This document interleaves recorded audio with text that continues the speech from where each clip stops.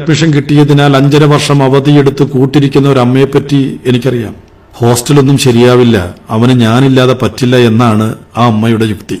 കുട്ടികളുടെ ജീവിതത്തിൽ തണലാവേണ്ടതില്ല എന്നല്ല, ഞാനും നിങ്ങളും കരിഞ്ഞുണങ്ങി പൊടിഞ്ഞു തീരും വരെ അവർക്കായി ഇങ്ങനെ വെയിൽ കൊള്ളേണ്ടതുണ്ടോ എന്നതാണ് വിഷയം. സ്വയം തണൽ തേടാൻ അവർ പ്രാപ്തരായ ശേഷവും അവനവന്റെ ജീവിതം അങ്ങനെ ഒന്നും ആസ്വദിക്കാതെ ത്യജിക്കേണ്ടതുണ്ടോ എന്നതാണ് എന്റെ ചോദ്യം. ഒരു പൊന്മാന് അല്പനേരം കൂടി അധികം മെനക്കെട്ടാൽ അതിന്റെ കുഞ്ഞുങ്ങൾക്കുള്ള മീനെ കൂടി പിടിക്കാവുന്നതേ ഉള്ളൂ. പക്ഷെ കണ്ടിട്ടില്ലേ, അത് മീൻ പിടിക്കാൻ കുഞ്ഞുങ്ങളെ ശീലിപ്പിക്കുകയാണ് ചെയ്യുക. മീൻ പിടിക്കാറായാൽ മക്കൾ സ്വയം മീൻ പിടിക്കട്ടെ എന്ന് പൊന്മാൻ പോലും വിചാരിക്കുന്നു.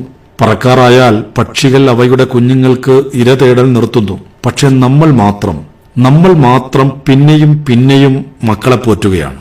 കോടിക്കണക്കായ ആളുകൾ ജീവിച്ചു മരിച്ചുപോയ ഒരിടമാണ് ഈ ഭൂമി. ജീവിച്ചിരിക്കുന്നവരെക്കാൾ കൂടുതൽ മരിച്ചവരുള്ള ഒരിടം. നമ്മൾ നമ്മുടെ ജീവിതം ജീവിക്കുക എന്നത് പ്രധാനമാണ്. മരങ്ങളിൽ വള്ളികൾക്കെന്നുള്ളതുപോലെയാണ് മറ്റുള്ളവർക്ക് നമ്മുടെ ജീവിതത്തിൽ സ്ഥാനം നൽകേണ്ടത്. അത് ഇത്തിക്കണ്ണികൾ എന്നതുപോലെയാവുമ്പോഴാണ് ആദ്യം നമ്മളും പിന്നാലെ നിർബന്ധമായി അവരും ഉണങ്ങിപ്പോകുന്നത്. മരിക്കുമ്പോ തിന്മകളിൽ നിന്ന് എന്ന പോലെ തന്നെ നന്മകളിൽ നിന്നും മനുഷ്യൻ സ്വതന്ത്രനാകുന്നുണ്ട്.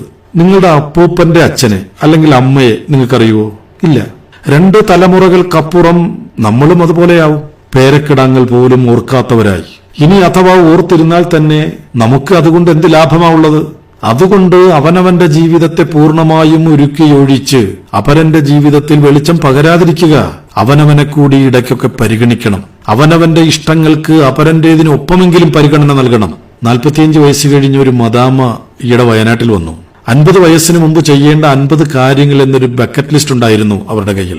അതിലൊട്ടുമുക്കാലും അവർ ചെയ്തു തീർക്കുകയും ചെയ്തു. ആനപ്പുറത്ത് കയറുക എന്ന ബാക്കിയുള്ള ഒരു ഐറ്റം നടപ്പിലായി കിട്ടുമോ എന്നാണ് അവർക്ക് അറിയേണ്ടിയിരുന്നത്. അതിനാണത്രേ അവർ കേരളത്തിൽ വന്നത്. മറ്റുള്ളവർക്ക് വിചിത്രമെന്ന് തോന്നാം ചിലപ്പോൾ നമ്മുടെ ചില ആഗ്രഹങ്ങളെ. അത് പക്ഷെ നമ്മുടെ കുഴപ്പമല്ല, നമ്മളല്ല അവർ എന്നതുകൊണ്ടുണ്ടാകുന്ന ചെറിയ ഒരു കൺഫ്യൂഷനാണത്. നാം കാര്യമാക്കേണ്ടതില്ലാത്ത ഒന്ന്.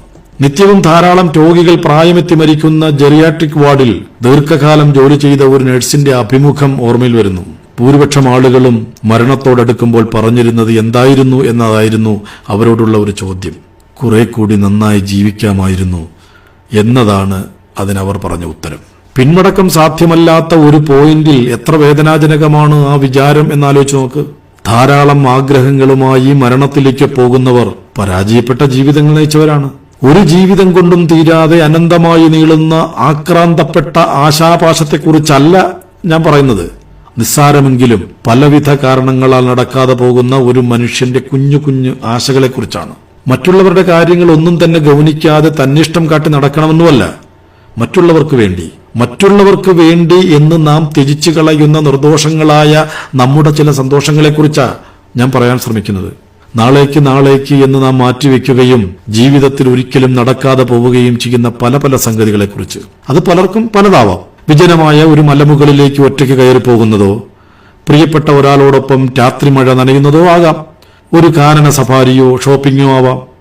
ഉറക്കെ പാടുക, മതിവരുവോളം നൃത്തം ചെയ്യുക, കൂട്ടുകാർക്കൊപ്പം പഴയ ഓർമ്മകൾ നുണഞ്ഞിരിക്കുക, നല്ല വസ്ത്രങ്ങൾ ധരിക്കുക, നല്ല ഹോട്ടലുകളിൽ ചെന്ന് ആഹാരം കഴിക്കുക, ഇഷ്ടപ്പെട്ട മൂവി കാണുക, പുഴയോരത്തെ ഒരു പുൽമൈതാനത്തിൽ ആകാശം കണ്ടും മലർന്നു കിടക്കുക തുടങ്ങി അന്യന് ദ്രോഹം ചെയ്യാത്ത എന്ത് തരം ആഗ്രഹങ്ങളുമാവാം എന്ന് സാരം. നിങ്ങൾ അതിയായി ഒരു കാര്യം ആഗ്രഹിക്കുകയാണെങ്കിൽ പൗലോ കൊയ്ലോ പറഞ്ഞ പോലെ ലോകം മുഴുവൻ അതിനായി ഗൂഢാലോചന ചെയ്തേക്കില്ലെങ്കിലും ആരെങ്കിലുമൊക്കെ അതിനായി നിങ്ങളോടൊപ്പം ഉണ്ടാവും എന്നത് ഉറപ്പാണ്. പ്രിയമുള്ളവരെ, നാം 50 കഴിഞ്ഞവരാണ്. മക്കൾക്ക് ഇനിയും സമയമുണ്ടെന്നും ധാരാളം ബസ്സുകൾ വരാനുമുണ്ടെന്നും നമ്മൾ അറിയണം. 50 കഴിഞ്ഞവർ നിശ്ചയമായി ഓടിയേ പറ്റൂ. സ്റ്റാൻഡ് വിട്ടു പോയിക്കൊണ്ടിരിക്കുന്നത് അവർക്കുള്ള അവസാന ബസ്സുകളാണ്. അമാന്തിച്ചു നിന്നാൽ മനസ്സമാധാനമില്ലാതെ മരിക്കാം. ഈ മനോഹര തീരത്ത് ഒരാവശ്യവുമില്ലാതെ പാഴാക്കി കളയാൻ ഒരു ജന്മം കൂടി തരുമോ എന്ന് ശോകഗാനം മൂളാം. പലവിധ ഉത്തരവാദിത്തങ്ങളുടെ സമ്മർദ്ദങ്ങൾ എന്റെ പ്രിയപ്പെട്ട പരിപാടികളെ തടസ്സപ്പെടുത്തുമ്പോൾ അതിനെ അതിജീവിക്കാനായി ഞാൻ പ്രയോഗിക്കുന്നൊരു തന്ത്രമുണ്ട്. പരോപകാരാർത്ഥം അതുകൂടി പങ്കുവെച്ചുകൊണ്ട് ഈ ഓഡിയോ അവസാനിപ്പിക്കാമെന്ന് കരുതുന്നു. ഈ നിമിഷത്തിൽ ഞാൻ മരിച്ചുപോയിരുന്നു എങ്കിൽ എന്ത് സംഭവിക്കുമായിരുന്നു എന്ന് ചിന്ത ചെയ്യലാണ് ആ കൗശലം. ഒരാൾ ഇല്ലാതായാൽ ലോകത്തിന് എന്ത് സംഭവിക്കാനാ? ഭാര്യ അല്ലെങ്കിൽ ഭർത്താവ് തനിയെ ജീവിക്കില്ലേ? മക്കൾ പഠിക്കുകയോ ഉദ്യോഗം നേടുകയോ കല്യാണം കഴിക്കുകയോ കഴിക്കാതിരിക്കുകയോ ചെയ്യില്ലേ? നാട്ടിലെ ആളുകൾ പശുക്കളെ വളർത്തില്ലേ? ലോകം അതിന്റെ ക്രമം വീണ്ടെടുക്കില്ലേ? അത്രയുള്ളൂ കാര്യം. നമ്മുടെ ഈ പറയുന്ന തിരക്കുകൾക്കൊക്കെ അത്രയേ ഉള്ളൂ പ്രസക്തി. ജീവിതം എന്നും മറ്റുള്ളവർക്ക് വേണ്ടിയാവരുത്. ഭർത്താവിന് വേണ്ടി, ഭാര്യയ്ക്ക് വേണ്ടി, അല്ലെങ്കിൽ മക്കൾക്ക് വേണ്ടി, അങ്ങനെ മറ്റുള്ളവർക്കായി സമയം മാറ്റിവെക്കുമ്പോൾ കുറച്ച് സമയം നമുക്ക് വേണ്ടിയും മാറ്റിവെക്കണം. നമുക്ക് വേണ്ടി കൂടി ആവണം നമ്മുടെ ജീവിതം. നാളെ മരിച്ചു പോകുമ്പോൾ ഈ ലോകത്തെ അനുവദിക്കപ്പെട്ട പല കാഴ്ചകളും കാണാതെ, അനുവദിക്കപ്പെട്ട പലതും ആസ്വദിക്കാതെ ജീവിച്ചതിന് ആരെയാ കുറ്റപ്പെടുത്തേണ്ടത്? നമ്മളെ അല്ലാതെ. ജീവിക്കുക എന്നത് ജീവനുള്ളപ്പോൾ മാത്രം സാധ്യമാകുന്ന ഒന്നാണ് എന്ന് ഓർമ്മപ്പെടുത്തുന്നു. അതായത് 50 കഴിഞ്ഞാലെങ്കിലും നമുക്ക് വേണ്ടി, നമ്മുടെ ഇഷ്ടങ്ങൾക്ക് വേണ്ടി ജീവിതം മാറ്റിവെക്കുവാൻ പരിശീലിക്കുക. ആയതിനു വേണ്ടി ശ്രമിക്കുക. നന്ദി, നമസ്കാരം.